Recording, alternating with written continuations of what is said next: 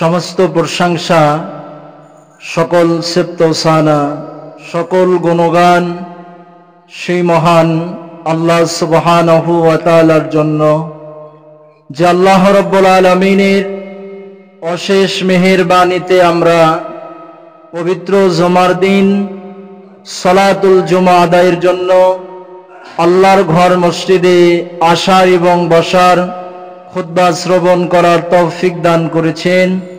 সেই মাবুদের দরবারে জানাই অসংখ্য শুকরিয়া। সবাই প্রাণ খুলে বলি আলহামদুলিল্লাহ।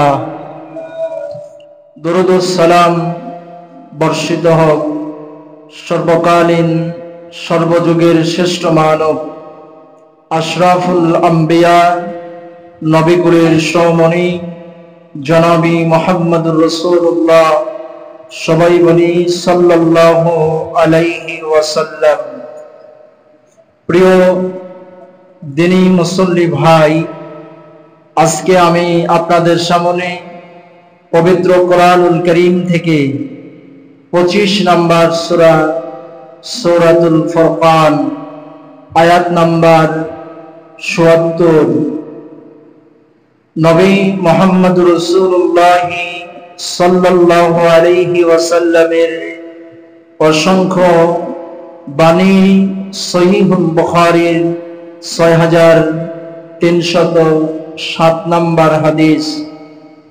এই হাদিস এবং অর্থ আয়াতের আজকের আলোচনার বিষয় তাওবার গুরুত্ব ও ফজিলত।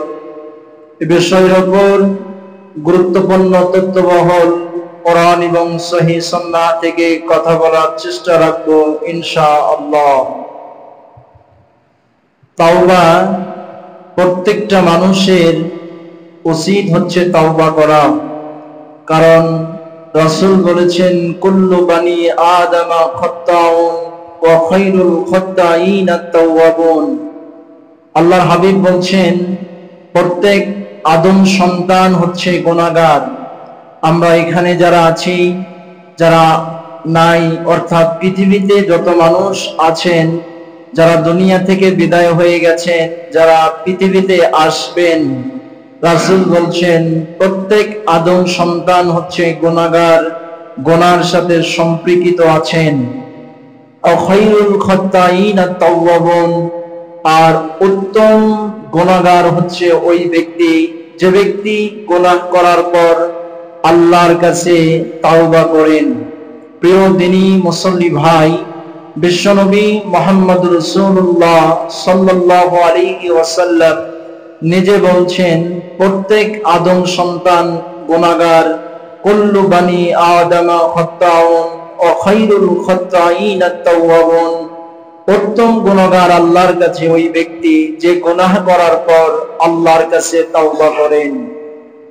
আসুন, তাওবা অর্থ হচ্ছে ফিরে আসা, প্রত্যাবর্তন করা, গুনাহ থেকে নিজেকে পরিশুদ্ধ করার এর আবিধানিক অর্থ হচ্ছে তাওবার, অর্থাৎ গুনাহ থেকে নিজেকে কন্ট্রোল করে নিয়ে আসা, নিজেকে ফিরিয়ে আনা, প্রত্যাবর্তন করা, এটা হচ্ছে তাওবার আবিধানিক অর্থ।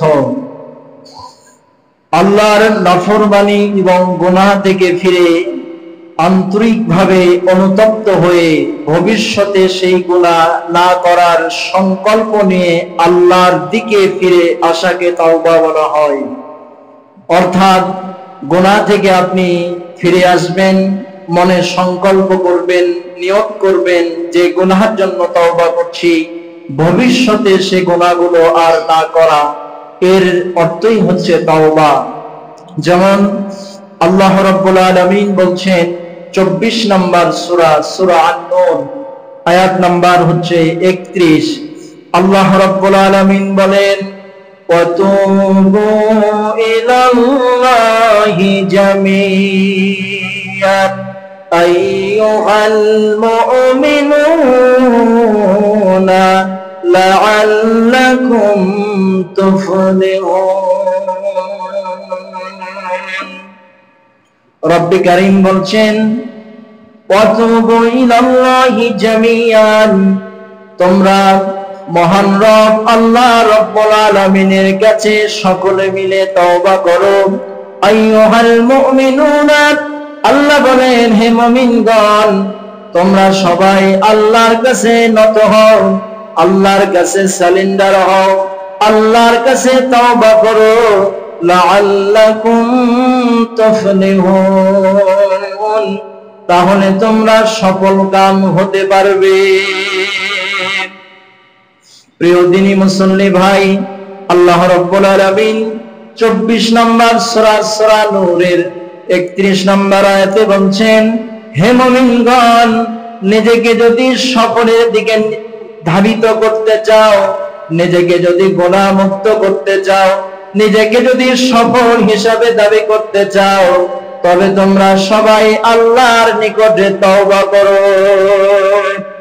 এজন্য বিশ্বনবী মুহাম্মদুর রাসূলুল্লাহ সাল্লাল্লাহু আলাইহি ওয়াসাল্লাম বলেন, সহিহুল বুখারীর 6307 নম্বর হাদিস, যে হাদিসের রাবী হচ্ছেন, যে হাদিসের বর্ণনাকারী হলেন হযরতে আবু হুরায়রা রাদিয়াল্লাহু তাআলা আনহু, তিনি বলেন, বিশ্বনবী মুহাম্মদুর রাসূলুল্লাহ বলেন, আন আবি হুরায়রা রাদিয়াল্লাহু তাআলা আনহু সামিতু রাসূলুল্লাহি সাল্লাল্লাহু আলাইহি ওয়াসাল্লাম ইয়াকুলু ওয়াল্লাহি ইন্নী আস্তাগফিরুল্লাহ ওয়া আতুবু ইলাইহি ফি ইয়াউমি আকসারা মিন 70 মাররাতান। হযরত আবু হুরায়রা বলেন, সামিতু রাসূলুল্লাহি সাল্লাল্লাহু আলাইহি ওয়াসাল্লাম, আমি রাসূল সাল্লাল্লাহু আলাইহি সাল্লামকে বলতে শুনেছি, ইয়াকুলু, বিশ্ব নবী বলেছেন, ওয়াল্লাহি, ওই আল্লাহর কসম করে বলছি, ওই আল্লাহর শপথ করে বলছি, ইন্নী আস্তাগফিরুল্লাহ ওয়া আতুবু ইলাইহি ফি ইয়াউমি আকসারা মিন 70 মাররাতান, আমি মহান রব আল্লাহ রাব্বুল আলামিনের কাছে দৈনিক 70 বার তওবা করি। প্রিয় দিনী ভাই, বিশ্বনবী মুহাম্মদুর রাসূলুল্লাহ কেমন মানুষ ছিলেন? রাসূল সাল্লাল্লাহু আলাইহি ওয়াসাল্লাম জন্ম থেকে মৃত্যু পর্যন্ত 63 বছর জিন্দেগিতে বিশ্বনবী মুহাম্মদুর রাসূলুল্লাহর কোনো গুনাহ ছিল না। রাসূল সাল্লাল্লাহু আলাইহি সাল্লাম ছিলেন মাসুম, রাসূল ছিলেন বেগুনাহ, রাসূল ছিলেন গুনাহ মুক্ত।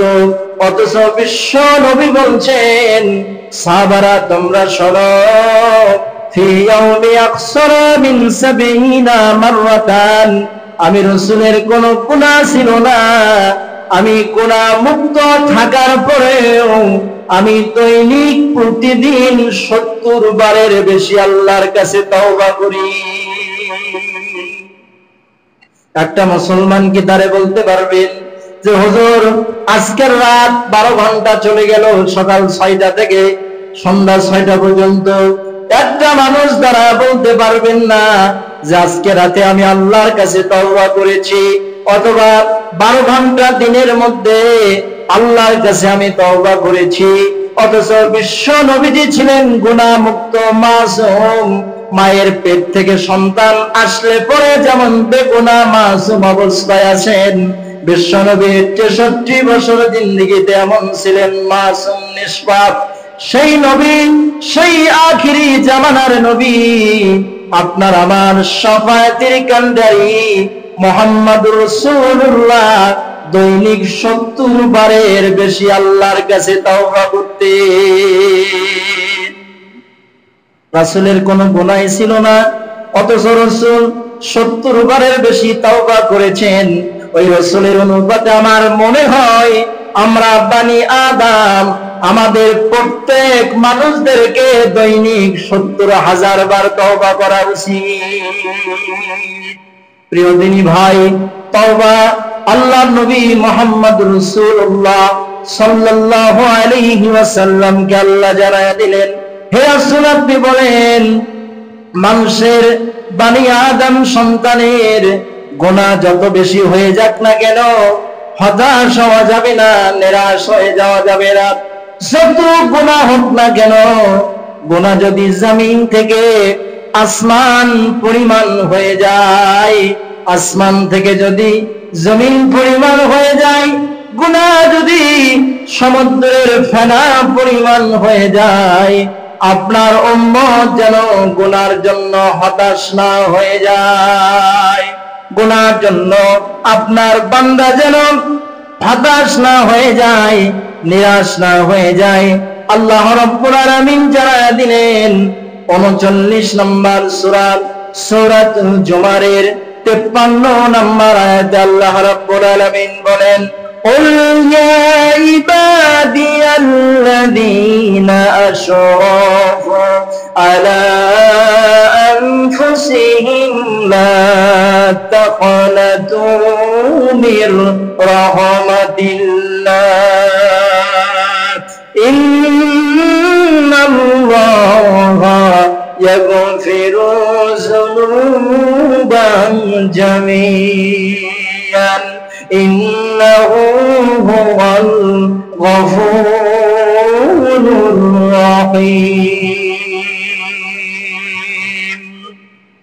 রব্বুল আলামিন ৩৯ নম্বর সূরা সূরাতুল জুমার ৫৩ নম্বর আয়াতে রব্বি কারীম বলছেন, হে নবী আপনি বলুন, ইবাদিয়াল্লাযীনা আশরাফু আলা আনফুসিহিম, যারা গুনাহ করেছে, গুনাহ করে নিজের প্রতি যারা জুলুম করেছে, নিজের প্রতি যারা অত্যাচার করেছে, নিজেকে যারা জাহান্নামের থেকে হাতে ধরিয়ে দিয়েছে, নিজেকে আগুনের মধ্যে পোড়ার জন্য যারা নিজেকে রেডি করেছে, আল্লাহ রাব্বুল আলামিন বলছে, যারা নিজের নফসের প্রতি জুলুম করেছে, নিজের আত্মার প্রতি যারা অত্যাচার করেছে, লা তাকনাতু মির রাহমাতিল্লাহ, আল্লাহ বলেন, হে রাসূল আপনি বলেন, এরা যেন আল্লাহর রহমত থেকে হতাশ না হয়ে যায়, এরা যেন আল্লাহর রহমত থেকে নিরাশ না হয়ে যায়। ইন্নাল্লাহা ইয়াগফিরু যুনুবা জামিআ, আল্লাহ পাক বলছেন নিশ্চয় আল্লাহ তাদের সমস্ত গুনাহগুলোকে ক্ষমা করে দেবেন। ইন্নাহু হুয়াল গফুরুর রহিম, নিশ্চয় আল্লাহ হচ্ছেন অত্যন্ত দয়ালু।